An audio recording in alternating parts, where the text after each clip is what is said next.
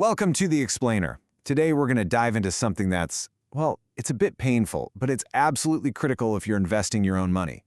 We're going to unpack the single biggest reason retail investors get wiped out, and I'll give you a hint, it is probably not what you think. We all think it, right? The market crashes, everything's flashing red, and that's when portfolios go to zero. It seems obvious. But what if that crash, what if it's just the final act of a play, a tragedy that actually started way earlier? Okay, let's start with a number that might surprise you, 100%. Believe it or not, this is a return you could make in just 2 years, even if your timing is, and I mean this, absolutely terrible. Let that sink in for a second. You could buy a solid blue-chip asset. We're talking about something established, like Bitcoin, and then watch it get cut in half. You hold on through all that pain and panic, and you could still double your money in a couple of years. That's a return that most legendary Wall Street managers can only dream of. It kind of proves that the crash itself isn't the real killer. So if the bear market isn't the villain of the story, then what is? We have to look past the symptom, the crash itself, and find the actual disease. And there it is. That's the key. The bear market is just the consequence. The real damage, the stuff you can't recover from, that was all done way before prices started to fall. It happens because you got yourself into the worst possible position at the best possible time for everyone else. All right, let's break down the exact move that leads to this disaster. It's a pattern that's so common, so predictable, and so destructive, we're going to call it the inverted pyramid trap. This is it. This is the move that destroys wealth. So what does this look like? Well, when prices are low and things are quiet, you're scared. You're hesitant. You just, dip a toe in. But then, as the price starts to climb and the hype gets louder, you start pouring more and more money in. You end up building this massive, top-heavy position right when the risk is at its absolute peak. It's averaging up on steroids. Let's just run the numbers so you can see how this works. It's brutal.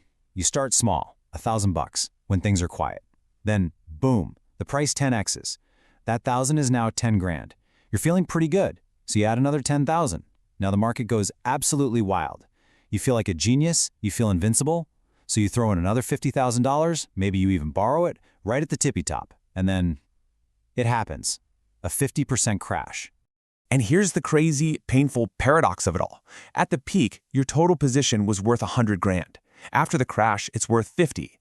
But wait, you invested $61,000 in total. So you're left with 50,000. You've actually lost 11 grand on an asset that is still trading way higher than where you first got in. It's a complete disaster. So, why? Why on earth do so many smart people fall into this exact same trap, cycle after cycle? Well, the answer isn't in a spreadsheet or a chart. It's in our own heads. Just think about the two different environments. In a bear market, it's quiet. It's crickets. No one's bragging. It's actually pretty easy to be disciplined because there's no one to compare yourself to. But a bull market? Oh, it is pure, unfiltered noise. Social media is just this fire hose of gain porn, endless screenshots of other people getting rich quick. So you're holding your solid blue chip asset, making some decent gains.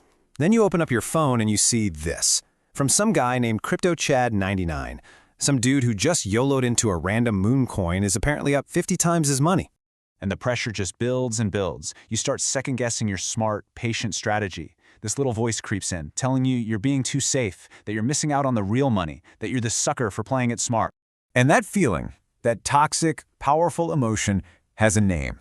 It's FOMO, the fear of missing out. And it is, without a doubt, the single most destructive force for an investor's discipline. It's what makes you rip up your entire game plan and go all in right before the music stops. Okay, so how do we fight this? How do we build a defense against such a powerful internal pull? The solution isn't some secret tip or a hot stock pick, it's a system. Here are two simple but incredibly powerful strategies. First up, you've got strict dollar cost averaging. This is simple. You invest a set amount of money on a set schedule, like $100 every Friday, no matter what. Market's up, you buy. Market's down, you buy. The second one is the pay yourself first ratio. With this, you immediately invest a fixed percentage of any and all income you get. Both of these are designed to do one thing: take your emotions and your terrible timing guesses completely out of the game. Now, this pay yourself first idea is so powerful because its rules are hardcore. They are non-negotiable. The percentage you set is locked in. Whether it's from a $10,000 paycheck or a $1 million bonus, you invest before you pay your rent, before you buy groceries. You're prioritizing your future. And the most important rule? The investment account is a one-way street. Money goes in, it never, ever comes out.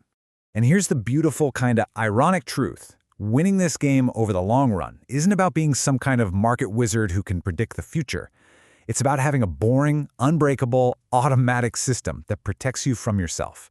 In the end, discipline beats genius, almost every time.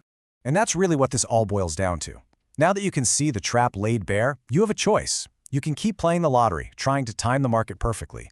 Or you can start the boring but far more profitable work of building an unbreakable discipline. The real choice isn't about what asset to buy, but what kind of investor you're going to be. Smash like and subscribe.